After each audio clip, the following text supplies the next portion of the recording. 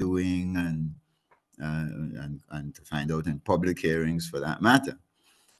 If people come with whistleblowing and so on, of course, they have to protect the whistleblowers and investigate whatever people are accusing the executive of doing in terms of wrongdoing, including, of course, victimization of people who are prepared to speak out against what the government is doing. You need to have these committees investigate any form of executive overreach and incompetence, for that matter. And it's that capacity to investigate, incompetence included, that underwrites the idea that the executive is collectively responsible to the parliament. The parliament is going to be able to, through these oversight committees, to know everything they're doing, monitor their business, and force them to answer questions about what is going on. And that will give effect to this clause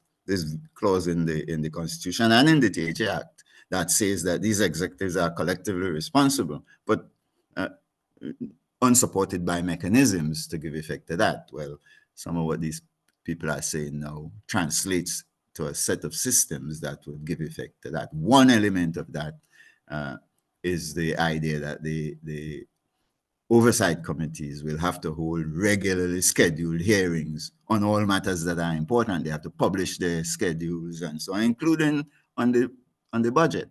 So you would put an end to this nonsense that's going on, in which every June, nobody in Tobago has heard anything about what the Chief Secretary is planning and so on. Nobody can reflect on it. And every June he goes to the plenary and pronounces a budget.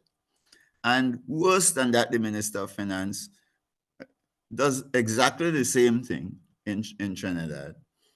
Every September or early October, he walks into the parliament with the grip, with the budget. Nobody has heard or seen anything about it before. And surely not the public, not the business people, not the communities and so on.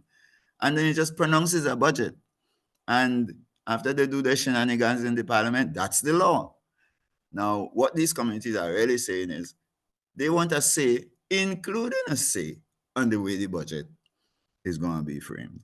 And I think what you're really talking about here is a fundamental reform of the way we govern ourselves that would reach very far into the spirit and substance of democracy in the country. Let me end on this note. Last night, as has happened in other meetings, but last night it was quite pronounced, a section of the 22 cornered me with this question. Well, these people in the parliament, knowing that you're talking about providing us a say and giving us a chance to influence what they do in making law and so on, these people in the parliament would not want that. So how are you going to get that? And so they asked me, well, how are we going to get that? And I kind of drew their attention to the answer provided by Dr. Farrell on Monday. Because Dr. Farrell said in the meeting, in the hearings on Monday night, he said, we in this committee not stupid. We know that the politicians don't want to share power. They wouldn't want to do any of the things we're going to report. But it would be up to you, the people, to get up and fight for what you want. Now, this is a member of the commission making that point. I think he was deadly accurate on that. And I want to end my reflections of what the communities are saying by telling you that I reminded them last night and in pretty much every one of the other sessions that after all of this data that they send into the committee, they're going to have to make up their mind to be ready to fight for what they want. So that's the revolution that the communities are asking for. Let me hear what you think about all of it. Okay. Thank you, Dr. J. So I am going to go one time because I think you summarized it so eloquently. The communities are saying they want ownership. To participate in the process of governance is to give them ownership over themselves as a level of self-determination to chart their own course. And they want ownership that of the government as well. enshrined within the Constitution. Pardon Yeah, me? and they want ownership of the government as well. They don't want it. Precisely. They want a And they government want that enshrined in the Constitution. And coming from the Tobago population, they want more than a THA Act that can be changed by the whims and fancy, so to speak, of any administration. They wanted embedded into the Constitution that gives a certain degree of permanency where it is there. So that with that in mind, Doc, I would ask you as well. So I'm going to give you some liberty to engage with the folks on the platform. And I'm going to open the floor to folks to share their comments, ask questions as we get the discussion going. If I can say, I noticed that HIM Goddess has been very active on the chat. So I want to, I'm going to take some liberty and give that person the go ahead to share some of their perspectives that we can start the process rolling.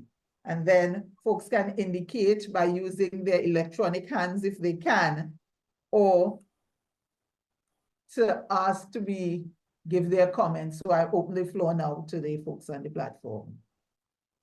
I'm giving you the first preference, the first bite at the cherry. Hello. Much Yes. appreciation and honor. Thank you so much. Good night to everyone. Good night. And special thanks to Dr. Barnes for sharing and enlightening us on such some amazing pointers as well too. You know, we have a lot of key takeaways that he mentioned that are very pivotal to understanding what we are moving ahead against in this present form. So what I've gathered thus far is that the order of jurisdiction is simply within the self-individual, meaning the people themselves are the governing body, simply in the form of employing the corporate entity. So the natural government is who has the highest jurisdiction powers over the corporate entity, which is the office. And has always been that way for as long as we know it. But you know how things can go sometimes where misinformation can actually change the pattern paradigm of how one may be able to comprehend or even be able to defend themselves accordingly when it comes to their legitimate justice as well. So the whole implementation of having a Senate and even having the activeness of the community themselves taking back their powers from the corporate entity who intentionally exclude those who had employed them to manage. It gives us the jurisdiction right to rise again in our highest power. And that is where we would be able to securely gain that self-governance and self-autonomy. It would not come from the external aspect of it, which is the corporate entity, the office. Rather, it would come from us as we are the ones who need to assume our jurisdictions. We must also know who we are when it comes to our identity as a person or as a body of people as well too, which is very much important. You know, when one doesn't know themselves, it is easy for one or anything else to manipulate them in a direction that may not even be where it would be healthier or even progressive. So the first thing is to understand who or what is a citizen and also a sovereign, and the governing bodies that actually has a jurisdiction powers up over these entities. The other thing that we should also take into consideration is understanding who or what is the natural government and also the corporate entity in comparison. So I guess that simply, not guess, but I know that once one really knows these two key factors, they are able to shift the whole mind frame and consciousness into a realization that, hey, it begins with me first, you know, and then I could be able to harmonize in a kind of synchronicity that would be able to aid in a more progressive growth process, so that we would no longer be redundant in recycling the same flaws for decades after decades and keep the whole practice of stagnation for too long.